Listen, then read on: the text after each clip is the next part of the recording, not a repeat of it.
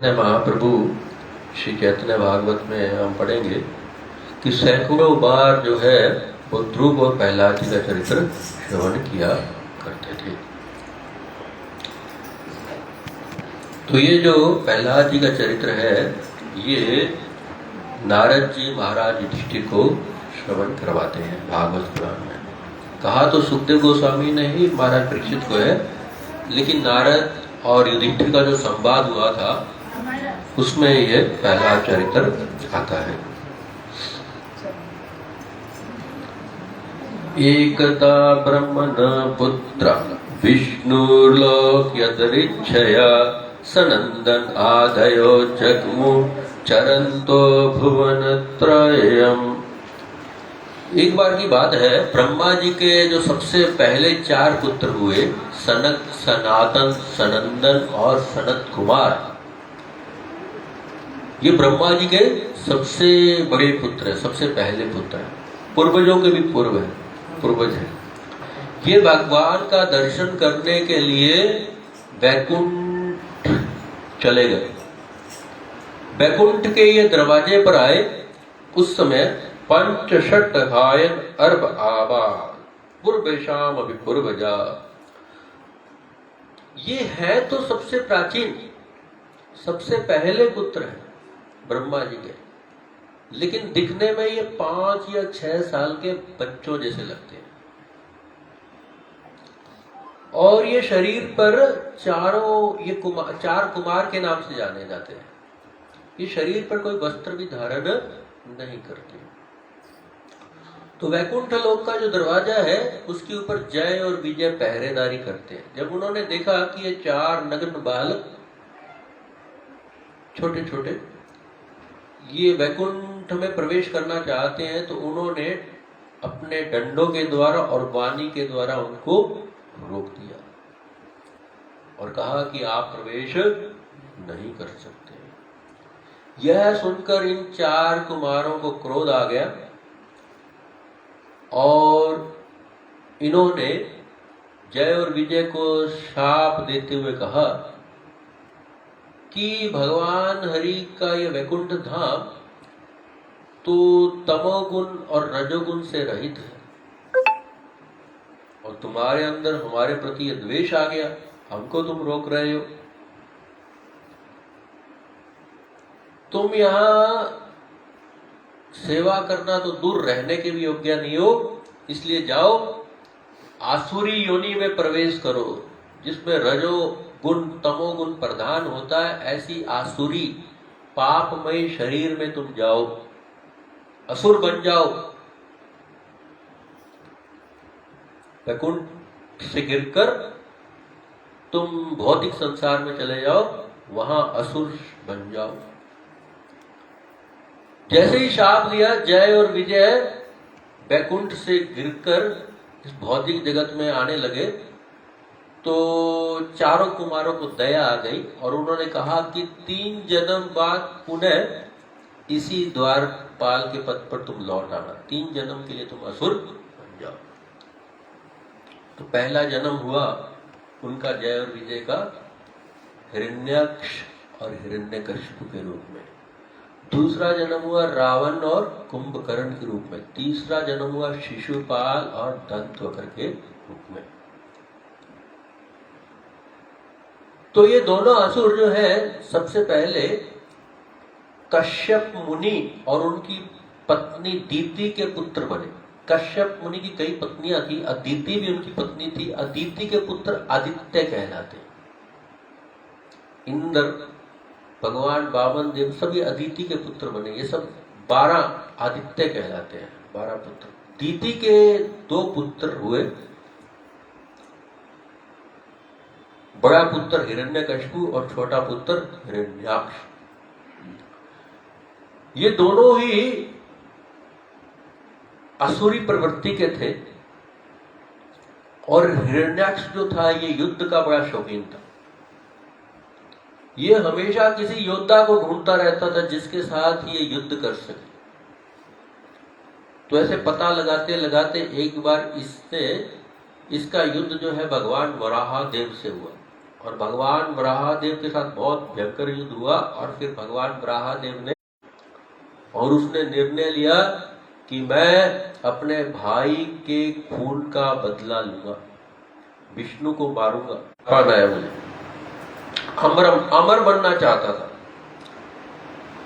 अप्रतिद्वंदम, ऐसा बनना चाहता था कि मेरा कोई विरोध करने वाला न हो और मैं पूरी पृथ्वी का एकमात्र सम्राट बन जाऊं। इन इच्छाओं से उसने तपस्या करने का निर्णय किया। स तेपे मंदर दरोनयाम तपः परम दारुणम, वह मंदर पर्वत की घाटी पे चला गया और वहां पर बहुत भयंकर तपस्या करने लगा। ये हमारा शरीर इस ब्रह्मांड में कोई भी प्राणी क्यों ना हो, सबका शरीर भौतिक शरीर है। ये भौतिक शरीर को हम कितना भी, कोई भी उपाय कर ले, कितने भी उपाय कर ले, इसको नष्ट होने से हम बचा नहीं सकते हैं। ये अटल सत्य है। तो हिरण्यकशिपु चाहता था कि मैं कभी न मरूं, अमर बन जाऊं। तो उसके लिए उसने तपस्या करनी आरंभ की, बहुत भारी तपस्या की। ऊर्ध्व बाहु, उसने अपनी दोनों भुजाओं को ऊपर उठा लिया। जैसे आप लोग हरि बोल बोलते हैं ना, तैमूर हरि बोल, तो दोनों भुजाओं को ऊपर उठा लेते हैं। ऐसे तपस्या करने के लिए इसने अपनी दोनों भुजाओं को ऊपर उठा लिया और अपनी दृष्टि को भी आकाश की ओर कर लिया। भुजाएं भी ऊपर, दृष्टि भी ऊपर, और पैर के अंगूठे के बल पर पृथ्वी पर खड़ा हो गया। पूरा पैर पृथ्वी पे नहीं रखा, पैर का अंगूठा मात्र पृथ्वी पर रखा। बिना जल का पान किए हुए देवताओं के 100 वर्षों तक इसने तपस्या की। देवताओं के 100 वर्ष का अर्थ है पृथ्वी के 36,000 वर्ष, क्योंकि पृथ्वी का 1 वर्ष देवताओं के 1 दिन और 1 रात के बराबर होता है। तो 36,000 वर्षों तक पृथ्वी के इसने इस प्रकार से जब भयंकर तपस्या की, तब इसके सिर से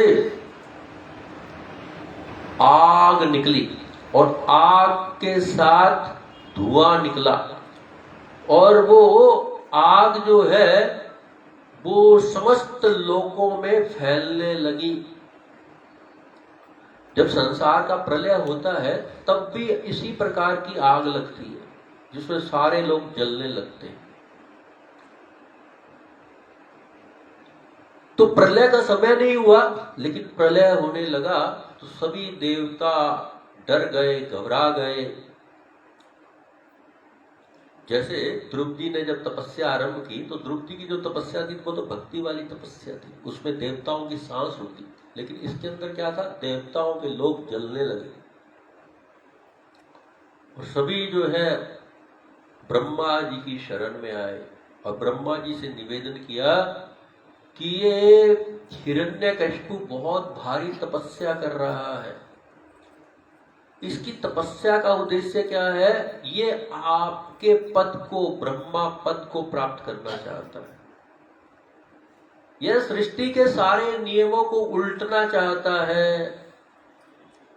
यह चाहता है कि जो पाप करे, आसुरी कर्म करे, उसको स्वर्ग की प्राप्ति हो, और जो भगवान की भक्ति करे, पुण्य कर्म करे, उसको नरक की प्राप्ति हो। ये सारे के सारे सृष्टि के नियमों को उल्टने के लिए बहुत भारी तपस्या कर रहा है। कृपया आप कुछ उपाय करें। 2 प्रकार की तपस्या होती है। एक तपस्या होती है संसारिक कामना से, और एक तपस्या होती है भगवान को प्रसन्न करने के लिए। दोनों प्रकार की तपस्याओं का जो परिणाम होता है वो अलग अलग होता है। भगवान ऋषभदेव भागवत पुराण के 5वें स्कंद में कहते हैं, नयम देहो देहो बाजाम निर्लोके कष्टान कामान अर्हते बिडभुजाम ये तपो दिव्यम पुत्रका येन सत्वम शुद्धियत यस्मात् ब्रह्म सौख्यम तु अनंतम। कि जितने भी शरीर हैं उनमें से ये जो मनुष्य शरीर है ये संसारिक कामनाओं की पूर्ति के लिए हमें प्राप्त नहीं हुआ है। बाकी जितने भी शरीर हैं वो संसार की कामनाओं की पूर्ति के लिए है, लेकिन ये मनुष्य जो शरीर है उन कामनाओं की पूर्ति के लिए नहीं है जो कामनाएं बिडभुजाम विष्ठा भोगी शुकर और कुकर को भी उपलब्ध हो जाती है और उनको ये सब जो कामनाएं हैं बिना किसी श्रम के परिश्रम के प्राप्त हो जाती हैं और हमसे बेटर क्वालिटी की प्राप्त हो जाती है। तो ये मनुष्य शरीर जो है उन दुखदायी भोगों को दुखदायी कामनाओं को पूरा करने के लिए नहीं बना है। उन कामनाओं को अगर हम पूरा करते हैं बड़े कष्ट के साथ तो हमारा हृदय जो है मलिन हो जाता है और जब तक हमारा हृदय पहले से ही मलिन है और मलिन हो जाता है तो हमें दुख होता है, हमें कष्ट होता है। हमें दुख कष्ट कोई और नहीं पहुंचाता है, हमारा मलिन गंदा मन, हमारा गंदा जो हृदय है अंतःकरण है, यही हमें दुखी करता है। तो इसको कैसे साफ करना चाहिए? तपो दिव्य तपस्या करनी चाहिए। हिरण्यकशिपु ने जो तपस्या की वो दिव्य तपस्या नहीं है। दिव्य तपस्या क्या है? भगवान की भक्ति करनी चाहिए। भगवान की भक्ति का आश्रय लेंगे, भक्ति करेंगे तो उससे क्या होगा? ये न सत्वम शुद्धियत, उसके द्वारा हमारा हृदय शुद्ध होगा। जब तक हम भगवान की भक्ति नहीं करेंगे, भगवान की सेवा नहीं करेंगे, भगवान का नाम ग्रहण नहीं करेंगे, भगवान की लीलाओं का श्रवण कीर्तन नहीं करेंगे, शुद्ध भक्तों का आश्रय नहीं लेंगे, तब तक हमारा हृदय मलिन बना रहेगा, शुद्ध नहीं होगा। तो दिव्य तपस्या, भगवान की भक्ति करेंगे तो जब हृदय शुद्ध हो जाएगा, तो हृदय जब शुद्ध हो जाएगा तो ये जो हृदय है यस्मात् ब्रह्म सौख्यम तु अनंतम, ये अनंत आध्यात्मिक आनंद से भर जाएगा।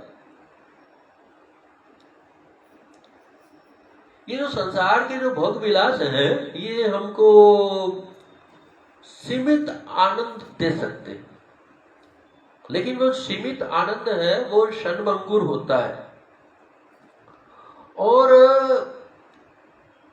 आनंद की मात्रा सदा रहने वाला जो आनंद है वो प्राप्त होगा जब हम भगवान की भक्ति करेंगे, दिव्य तपस्या करेंगे।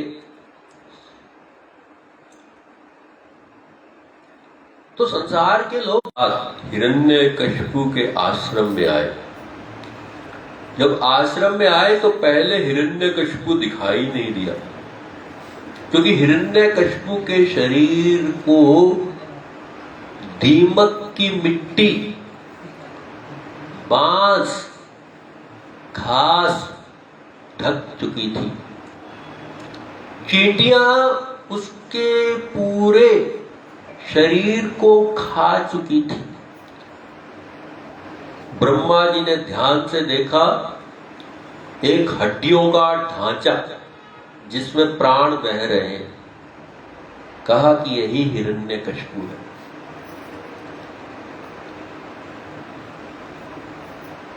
हिरण्यकशिपु ने आकाश में ब्रह्मा जी को देखा। ब्रह्मा जी अपने वाहन हंस पर सवार थे। ब्रह्मा जी ने हिरण्यकशिपु से कहा, बेटा उठो उठो उठो, तुम्हारी जो तपस्या है वो सिद्ध हो चुकी है, पूरी हो चुकी है, अब मैं आया हूं तुमको वरदान देने के लिए। तो हिरण्यकशिपु ने ब्रह्मा जी को आकाश में देखा, उनको प्रणाम किया। ब्रह्मा जी ने अपने कमंडल का जो जल है हिरण्यकशिपु के शरीर पर छिड़का, तो हिरण्यकशिपु का बहुत सुंदर शरीर बन गया। और हिरण्यकशिपु ने कहा कि हे ब्रह्मा जी, हे पितामह, उनकी प्रशंसा करने के पश्चात, यदि आप मुझे वर देना चाहते हैं तो सुने, मैं क्या चाहता हूं, मैं आपसे क्या प्राप्त करना चाहता हूं। यदि दास्यामि अभिमतान वरान में वर उत्तम, यदि वरद उत्तम, कि हे वर देने वालों में सबसे श्रेष्ठ है ब्रह्मा जी, यदि आप मुझे मेरा मनचाहा वर देना चाहते हैं तो सुनिए। भूतेभ्य त्वद्विष्ट्रिभ्यो मृत्यु मा भूत मम प्रभु, आपके द्वारा बनाए गए किसी भी प्राणी के द्वारा मेरी मृत्यु न हो। हमने बताया था भागवत पुराण के 10 सब्जेक्ट है। एक सर्ग बताया था सबसे पहले, फिर विसर्ग बताया था। विसर्ग का अर्थ होता है ब्रह्मा जी ने जो सृष्टि की है। तो जितने भी शरीर हैं इस संसार में, इस ब्रह्मांड में, उन सबका निर्माण ब्रह्मा जी ने किया है। चाहे वो मनुष्य का शरीर हो, चाहे वो पशु का शरीर हो, चाहे वो पक्षी का शरीर हो, चाहे वो देवताओं का शरीर हो, चाहे वो वृक्षों का शरीर हो, चाहे वो पर्वतों का शरीर हो, सबका निर्माण ब्रह्मा जी ने किया है। तो आपके द्वारा बनाए गए किसी भी प्राणी के द्वारा मेरी मृत्यु न हो। दूसरा, न अंतर बही, न घर के भीतर मेरी मृत्यु हो, न घर के बाहर मेरी मृत्यु हो। दिवा नक्तम, न दिन में मेरी मृत्यु हो, न रात में मेरी मृत्यु हो। किसी भी प्रकार के अस्त्र शस्त्र के द्वारा मेरी मृत्यु न हो। न भूमो न अंबरे, न भूमि पर मेरी मृत्यु हो, न आकाश में मेरी मृत्यु हो। न नरे न मृगे अपि, न किसी मनुष्य के द्वारा मैं मारा जाऊं, न किसी पशु के द्वारा मैं मारा जाऊं। बी असुबी भा असुम दबी, न किसी निर्जीव वस्तु के द्वारा मारा जाऊं, न किसी सजीव वस्तु या प्राणी के द्वारा मारा जाऊं। न किसी देवता के द्वारा मारा जाऊं, न किसी असुर के द्वारा मारा जाऊं, न किसी महासर्प के द्वारा मारा जाऊं। युद्ध में मेरा सामना कोई न कर सके, मैं पूरी पृथ्वी का एक छत्र सम्राट बन जाऊं, ये भी वर मुझे दीजिए। जिस प्रकार की महिमा समस्त देवताओं में आपकी है, उसी प्रकार का यश मेरा हो। कभी न खत्म होने वाली, कभी न कम होने वाली तपस्या और योग की शक्तियां जैसी आपके पास है, उसी प्रकार की शक्तियां मुझे भी प्राप्त हो। ये वर आप मुझे प्रदान करें। ब्रह्मा ने कहा, तात बेटा, इमे दुर्लभा पुंसा यान वृनिशे वरान मम, ये तुम जो वर मुझसे मांग रहे हो, इनको प्राप्त करना बहुत कठिन है, फिर भी मैं तुमको ये सारे वर प्रदान कर देता हूं। इस प्रकार से हिरण्यकशिपु ने जब वो उन सब वरों को प्राप्त कर लिया, और तो वो बहुत शक्तिशाली बन गया। उसने सारी दिशाओं पर विजय प्राप्त कर ली, स्वर्ग पे, अन्य लोकों पे अपना कब्जा कर लिया। वो स्वर्ग की राजधानी अमरावती में रहने लगा। देवतागण जो है उसकी सेवा करने लगे, कुछ भाग गए, कुछ उसकी सेवा में लग गए। तो इस प्रकार से वो असुर जो है सब पे राज करने लगा। तस्य दैत्यपते पुत्र चत्वार परम अद्भुता। उस दैत्यपति के दीति का पुत्र दैत्य, कश्यप मुनि की पत्नी दीति, दीति का पुत्र दैत्य। तो वो दैत्यपति, उसके जितने भी सेवक थे वो सब दैत्य, तो ये दैत्यपति। तो इसके 4 पुत्र हुए, उनमें प्रहलाद सबसे श्रेष्ठ था, भक्त था। भागवत पुराण में कहा गया है, यस्य अस्ति भक्तिर्भगवती अकिंचन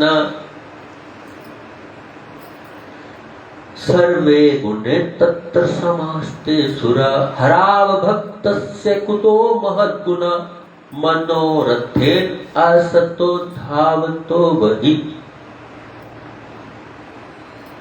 यस्य अस्ति भक्तिर्भगवती अकिंचना, जिसके हृदय में भगवान की अकिंचना निष्काम भक्ति हो, शुद्ध भक्ति हो, उसमें समस्त सद्गुण निवास करते हैं।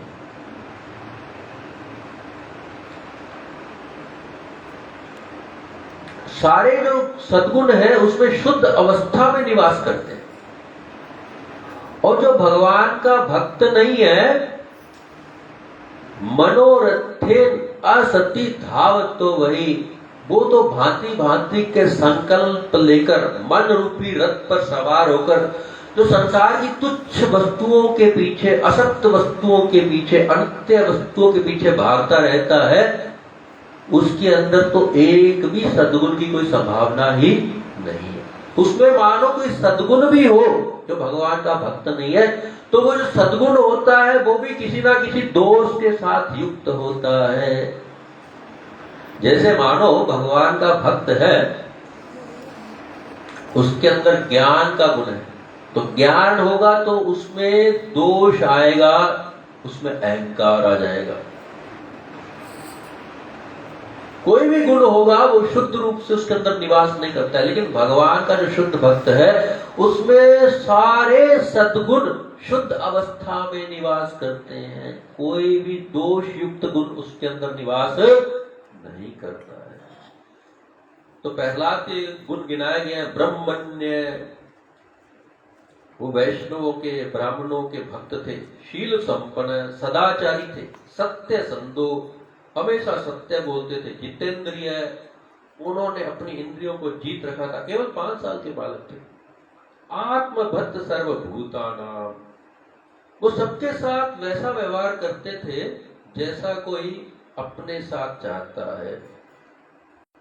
एक प्रिय सुहृतम, वो सबको प्यारे लगते थे। ये भगवान हरि का स्मरण करते हुए कभी गाते, कभी नाचते। हिरण्यकशिपु, पिता हिरण्यकशिपु ने उनके पुत्र थे षंड और अमर, छोटे बालकों को वही पढ़ाते थे, असुरों के बालकों को वही पढ़ाते थे। तो इसको असुरों के जो गुरु है, गुरु पुत्र षंड और अमर, उसके पास प्रहलाद को पढ़ने के लिए भेजा गया।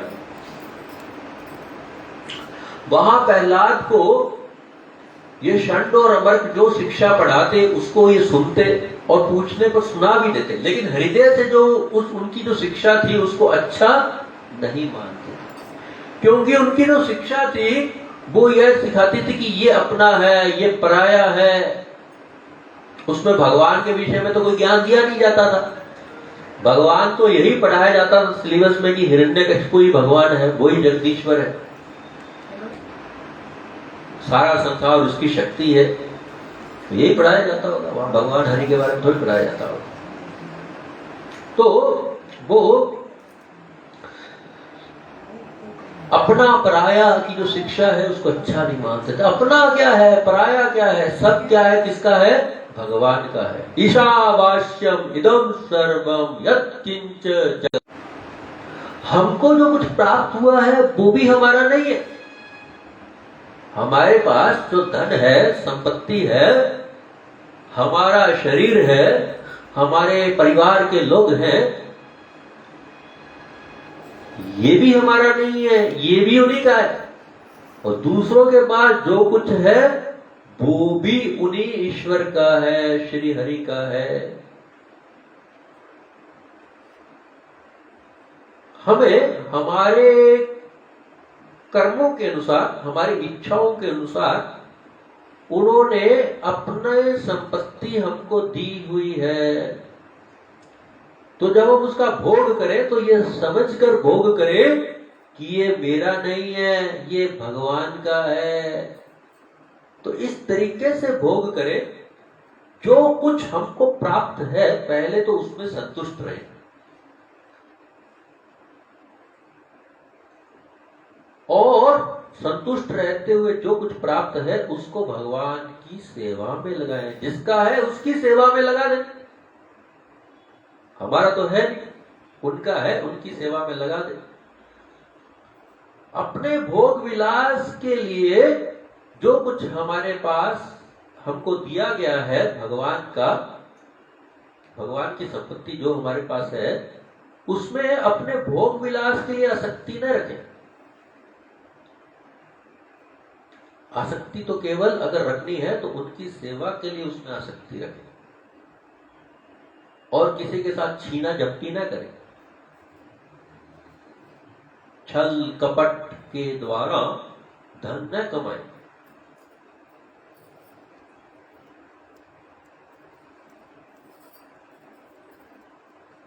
तो असुर तो उल्टी शिक्षा देते थे। असुरी शिक्षा तो उल्टी होती है, छीनना झपटना। तो ये सब प्रहलाद जी को अच्छा नहीं लगता, ये सब शिक्षा। तो एक दिन असुर राज हिरण्यकशिपु ने पुत्र प्रहलाद को गोद में बिठाया और पूछा कि बेटा तुम ये बताओ, तुमको सबसे अच्छी बात क्या सिखाई गई है, या तुमने सबसे अच्छा जीवन में क्या सीखा है। अब प्रहलाद जी तो अपना गुरु नारद जी को मानते थे। उनको जो पहला जो ज्ञान प्राप्त हुआ था नारद जी से प्राप्त हुआ था। जब वो अपनी माता कायादु के गर्भ में थे तो नारद जी ने उपदेश दिया था, तो वो नारद जी को अपना गुरु मानते थे। षंड और मर्ग को हृदय से अपना गुरु नहीं मानते थे। तो हिरण्यकशिपु ने पूछा, अभी तक तो तुमने जो बातें सीखी है उनमें सबसे अच्छी बात क्या है वो बताओ। तो वो नारद जी की बात बताने लगे कि नारद जी का जो उपदेश है वो ही उनको सुनाने लगे। कहने लगे, तत्साधु मन्य सुरवर देहिनम सदा संविद्याम सत्ग्रहात्। असत वस्तु को सत्य वस्तु के रूप में ग्रहण करने से, असत वस्तु क्या है? हमारा ये जो शरीर है ये असत वस्तु है, और शरीर से संबंधित जो कुछ भी है वो सब असत वस्तु है, टेम्परेरी है, क्षणभंगुर है। इस असत वस्तु को जब हम मैं और मेरा मान लेते हैं, इस शरीर को मैं मान बैठते हैं, और शरीर से संबंधित लोग हैं, वस्तुएं हैं, स्थान है, उनको मेरा मान बैठते हैं, तो उससे क्या होता है? उससे जो है भय उत्पन्न होता है, डर उत्पन्न होता है कि कहीं ये शरीर नष्ट ना हो जाए, इसको कैसे बचाया जाए, मेरे रिश्तेदार कहीं नष्ट ना हो जाए, मेरी संपत्ति, मेरा धन कहीं नष्ट ना हो जाए। क्योंकि देखते हैं कि लोगों के शरीर नष्ट हो रहे हैं, धन नष्ट हो रहा है, हमारा धन नष्ट हो रहा है, हम ये भी देखते हैं। तो टेम्परेरी है तो नष्ट तो होगा। तो इसलिए हमेशा चिंता, भय रहता है सुरक्षा के लिए। कितनी भी सुरक्षा करें, लेकिन एक दिन सब जाना होता है और जाता ही रहता है। तो इस असत वस्तु को, टेम्परेरी को, अनित्य को नित्य वस्तु, परमानेंट के रूप में हम मानने लगते हैं, लेकिन परमानेंट ये सब कुछ है नहीं। तब क्या होता है? दुख होता है, कष्ट होता है। ये इससे आत्मा का पतन होता है, आत्मपातम। और इसका सबसे मुख्य कारण क्या होता है? व्यक्ति का घर होता है। अंधकूपम हित्वात्मपातम गृहम अंधकूपम। प्रहलाद जी कहते हैं कि व्यक्ति को क्या करना चाहिए? अंधे कुएं के समान अपने घर का त्याग कर देना चाहिए। तो कौन सा घर अंधा कुआं है? अंधा कुआं क्या होता है? जिस कुएं में जल नहीं होता है, उसमें बड़ी बड़ी घास उग जाती है, सांप बिच्छू रहते हैं। उस कुएं में अगर जल के लिए कोई छलांग लगाए तो क्या होगा? उसको जल प्राप्त होगा या कष्ट प्राप्त होगा? दुख ही प्राप्त होंगे। तो ऐसे ही जो सुख शून्य घर है, भक्ति शून्य घर है, वो अंधे कुएं के समान है जहां भक्ति नहीं होती है। तो ऐसे भक्ति शून्य घरों में असत वस्तु को ही सत वस्तु के रूप में ग्रहण कर लिया जाता है। वहां के लोग आपस में लड़ते झगड़ते रहते हैं, परेशान रहते हैं, चिंता में रहते हैं, व्याकुलता में रहते हैं। तो क्या करना चाहिए व्यक्ति को? वनम गतो यत् हरिमाश्रय, वन में जाना चाहिए, हरि का आश्रय लेना चाहिए। अर्थात अपना जो घर है उसको वन बनाना चाहिए, वृंदावन बनाना चाहिए, भगवान की भक्ति का उसको स्थान बनाना चाहिए। तो अपने घर को अंधे कुएं के स्थान पर उसको मंदिर, भगवान का स्थान वृंदावन बनाना चाहिए, जहां भगवान की भक्ति कर सके, जहां सद वस्तु आत्मा को मैं माने और आत्मा से संबंधित जो कुछ है उसको मेरा माने। अगर हम आत्मा को मैं मान लेंगे तो फिर मेरा कौन? भगवान। क्योंकि आत्मा क्या है? भगवान का अंश है। और अगर शरीर को मैं मान लेंगे तो फिर मेरा कौन? मेरा भाई, मेरी बहन, मेरा माँ, मेरा बाप, मेरा धन संपत्ति, ये सब। लेकिन आत्मा को मैं मान लेंगे तो मैं आत्मा और मेरा भगवान। और अगर शरीर को मैं मान लेंगे तो फिर बहुत मेरे हो जाएंगे। तो मैं और मेरा जब हम सही रूप से समझ जाएंगे तब समस्याओं का हल हो जाएगा। और जब तक मैं और मेरा सही रूप से समझ में नहीं आएगा तब तक दुखी होते रहेंगे, जन्म जन्मांतर तक। इस जन्म में भी, मृत्यु के पश्चात भी, और सदा सदा के लिए दुखी रहेंगे। मैं और मेरा को समझना है। तो इस प्रकार से भगवान हरि की भक्ति की बात जब प्रहलाद ने कही तो हिरण्यकशिपु अपने पुत्र की बात सुनकर जोर जोर से हंसने लगा और कहने लगा कि लगता है मेरे इस बालक की जो बुद्धि है वो दूसरों ने बहका दी है। और गुरु पुत्रों को बुलाया, षंड और अमरकों को कहा कि मुझे लगता है विद्यालय में विष्णु के भक्त भेष बदल कर आते हैं और वो इसको ये सब उल्टी सीधी बातें सुनाते हैं। आगे से ध्यान रखें कि वो यहां पे आने न पाए।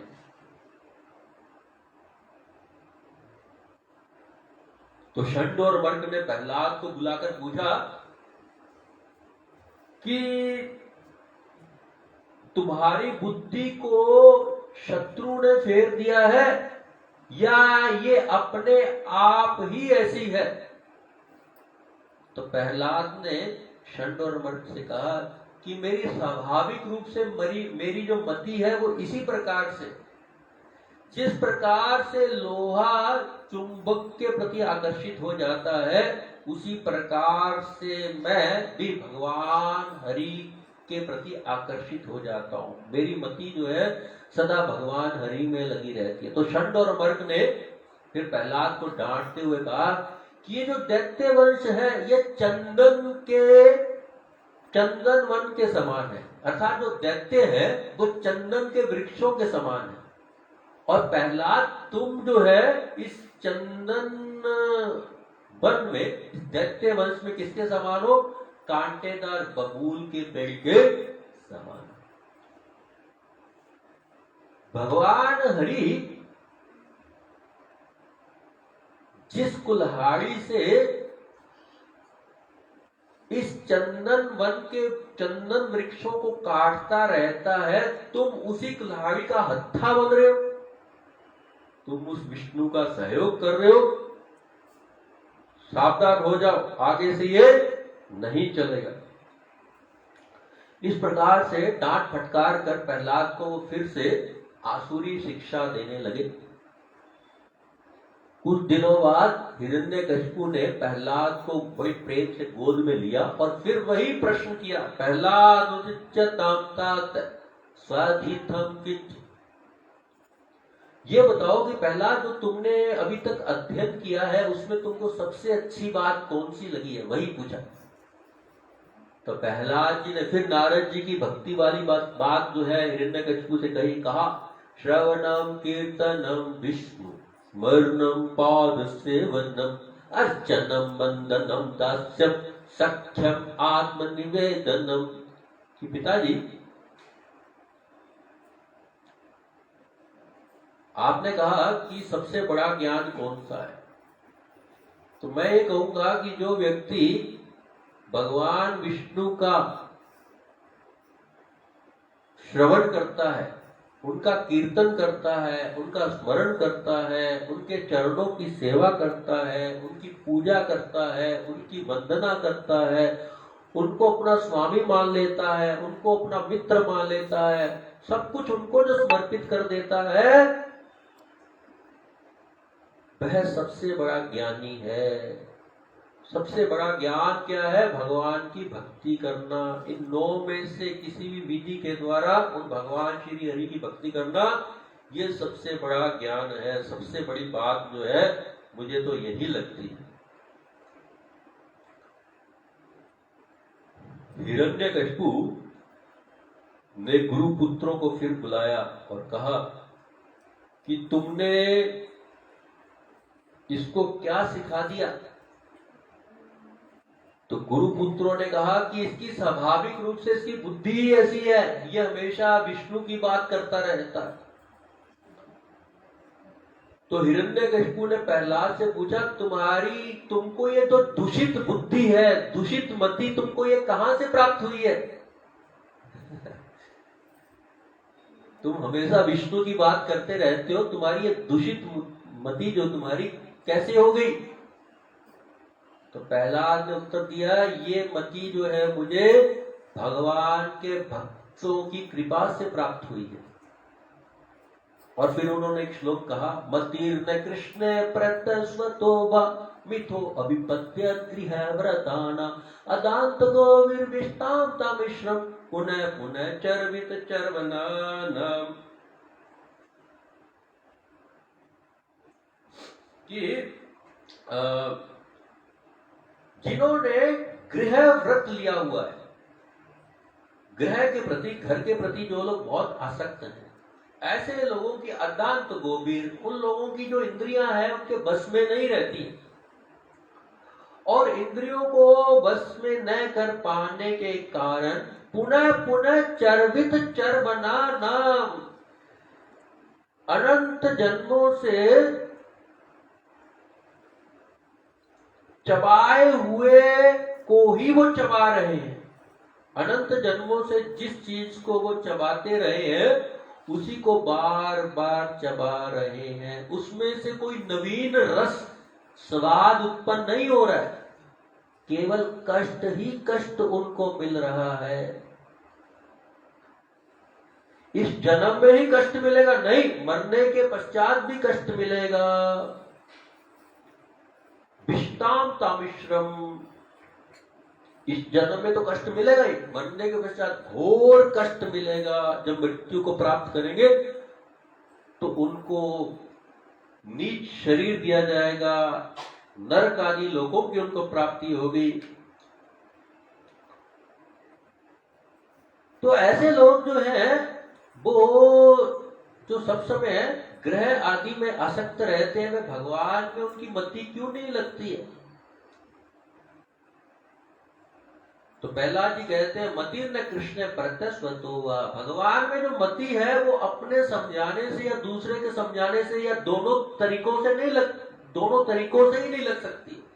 भगवान में हमारी मति कब लग सकती है, उसके लिए श्री रूप गोस्वामी जी ने पद्यावली में कहा है, कृष्ण भक्ति रस भाविता मति क्रेताम अपि कुतो अपि लभ्यते तत्तलोल्य मूल्यमेकलमपि जन्म सुकृते कोटि जन्म सुकृते।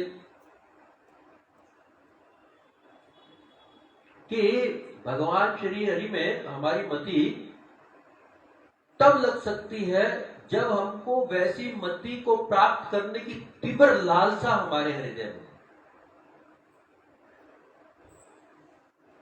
जब तक हमारी भगवान हरि को प्राप्त करने की तीव्र लालसा हमारे हृदय में नहीं होगी, तब तक भगवान में हमारा मन नहीं लग सकता है।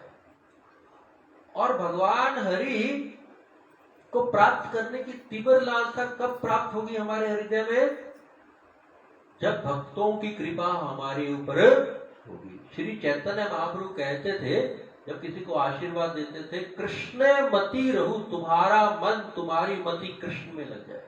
जब भगवान के भक्तों का आशीर्वाद हमको कृपा प्राप्त होती है, वो हम पे प्रसन्न हो जाते हैं, तब हमारा मन हमारी मति भगवान में लगने लगती है। तब हम भगवान का चिंतन करने लगते हैं, भगवान में हमारी आसक्ति बढ़ने लगती है, तब हम भगवान की सेवा में लग जाते हैं। तो इस प्रकार से जब प्रहलाद ने कहा तो हिरण्यकशिपु को बहुत क्रोध आया। उसने प्रहलाद को इस बार अपनी गोद से उठाकर जमीन पर फेंक दिया और अपने असुरों को आदेश दिया, इसको मार डालो, इसको यहां से ले जाओ। हिरण्यकशिपु के जो वो राक्षस थे, असुर थे, बड़े भयंकर थे, उनके विकराल चेहरे थे।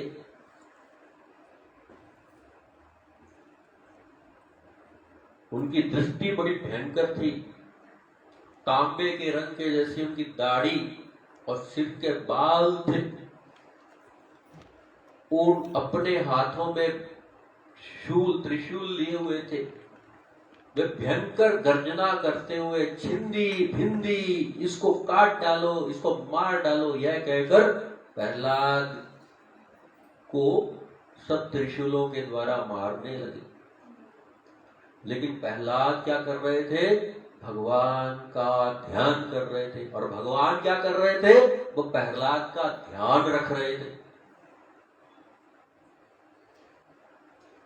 प्रहलाद को हिरण्यकशिपु ने बहुत सारे उपायों से मारने का प्रयास किया। उसको जहर दिया गया, तंत्र मंत्र के द्वारा मारने का प्रयास किया गया, बर्फ में फेंका गया, जलाशयों में फेंका गया, पर्वत के ऊपर से फिकवाया गया, हाथियों के पैरों में उसको कुचलवाया गया, आग में उसको फेंका गया। किसी भी उपाय से प्रहलाद की मृत्यु नहीं हुई। अब हिरण्यकशिपु ने निर्णय लिया कि अब मैं इसको खुद मारूंगा। तो हिरण्यकशिपु ने प्रहलाद से पूछा कि अरे मूर्ख, ये बता,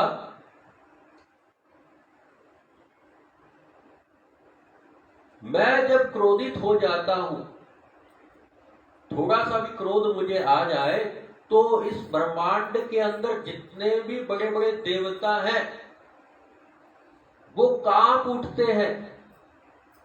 लेकिन तू किसके बल के कारण मेरी आज्ञा का त्याग करता रहता है? ये बल तुझे कहां से प्राप्त होता है, ये बता। तो हिरण्यकशिपु को उत्तर देते हुए प्रहलाद ने कहा कि पिताजी, मुझे बल वहीं से प्राप्त होता है जहां से आपको बल प्राप्त होता है, जहां से संसार के सारे प्राणियों को बल प्राप्त होता है, वहीं से मैं भी बल प्राप्त करता हूं। मैं उन भगवान श्री हरि से ही ताकत प्राप्त करता हूं। हिरण्यकशिपु ने कहा, लगता है आज तेरा मरने का दिन आ गया है, इसलिए तू ऊट पटांग बातें कर रहा है। क्योंकि जो मृत्यु के करीब जो लोग आ जाते हैं, उनकी बातचीत जो है वो बदल जाती है। ऊट पटांग उल्टी सीधी बातें किया करते हैं। तू उल्टी सीधी बातें कर रहे हैं, आज तू मरेगा। अच्छा ये बता, जिसको तू भगवान मानता है, जगदीश्वर मानता है, वो रहता कहाँ है? तो प्रहलाद ने कहा कि वो सर्वत्र रहता है, हर वस्तु में रहता है, हर स्थान में रहता है, हर व्यक्ति में रहता है, आप में भी रहता है। तो हिरण्यकशिपु ने कहा कि ये तो खंबा है, क्या इस खंबे में भी रहता है?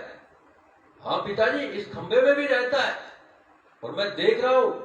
और प्रहलाद ऐसा कहकर उस खंबे में भगवान को प्रणाम करता है। तो हिरण्यकशिपु का गुस्सा और तेज हो जाता है। आज मैं तेरा सिर जो है शरीर से अलग कर देता हूं, फिर देखता हूं कि ये विष्णु तेरी कैसे रक्षा करता है। जिसपे तुझे इतना भरोसा है वो देखता हूं कैसे तेरी रक्षा करने के लिए आता है। तो हिरण्यकशिपु जो है अपने आसन से कूदा। उसने अपने हाथ में तलवार ले रखी थी और अपनी मुट्ठी से जोर से एक घुसा, एक मुक्का उस खंबे पे मारा। और जैसे ही खंबे पे मुक्का मारा तो क्या हुआ? उस खंबे से भगवान नरसिंह देव का प्राकट्य हो गया।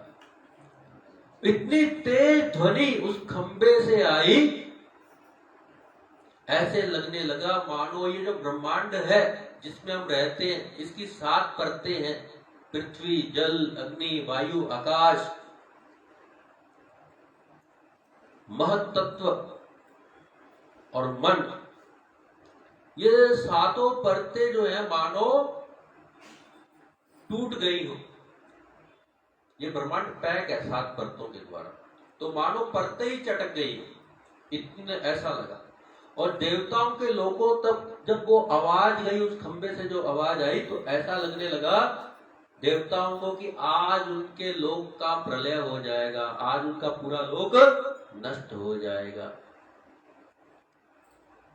तो उस समय सत्यम विधातुम निवृत्य भाषितम, अपने भक्त प्रहलाद के वचनों को सत्य करने के लिए क्या वचन दिए थे? सत्यम विधातुम निवृत्य भाषितम व्याप्तिम च अखिलेषु आत्मन, है कि मैं, प्रहलाद ने कहा था कि भगवान सर्वत्र है, सब वस्तुओं में है, सब स्थानों में। इस बात को प्रहलाद के इन वचनों को सत्य करने के लिए, अपनी सर्वव्यापकता सिद्ध करने के लिए भगवान जो है किस स्वरूप में प्रकट हुए? न मृगम न मानुषम, न तो मनुष्य का रूप था न पशु का रूप था। आधा जो शरीर था, जो सिर था, वो शेर का था, बाकी शरीर जो था वो मनुष्य का था। वो अद्भुत रूप था, आज तक ऐसा रूप किसी ने देखा ही नहीं था। ये आधा जो शरीर है वो शेर का हो, बाकी शरीर मनुष्य का हो।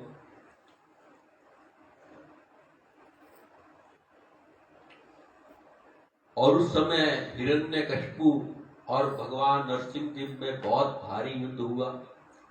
भगवान नरसिंह देव ने क्या किया? फिर हिरण्यकशिपु को ऐसे पकड़ लिया जैसे सांप चूहे को पकड़ लेता है। हिरण्यकशिपु अपने को छुड़ाने के लिए छटपटाने लगा। उस समय भगवान नरसिंह देव ने अपने नाखूनों के द्वारा हिरण्यकशिपु को उसी तरह से फाड़ डाला जिस प्रकार से गरुड़ जो है सांप को फाड़ देता है, और इस प्रकार से हिरण्यकशिपु का वध किया। तो ब्रह्मा जी के सारे जो वर थे, सारे वरदान थे, उनको सुरक्षित रखते हुए हिरण्यकशिपु का वध किया। वो समय जो था संध्या का समय था। भगवान नरसिंह देव उसको सभा के दरवाजे पर ले गए थे, जो न भीतर था न अंदर था। उन्होंने उसको अपनी जंघा पर रख कर मारा, न आकाश में न पृथ्वी पर। अपने नाखूनों के द्वारा उसको मारा।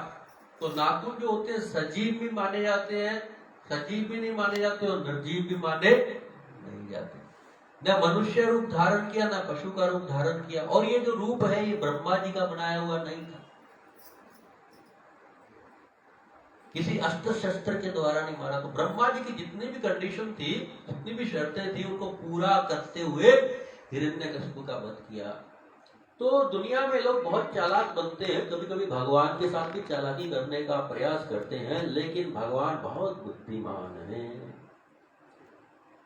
भगवान की बुद्धिमता को कोई पार नहीं लगा सकता है। तो इस प्रकार से भगवान नरसिंह देव का पहला जी का चरित्र हमने श्रवण किया। भागवत पुराण का 5वां दिन था। अब हम नरसिंह आरती गाएंगे। नमस्ते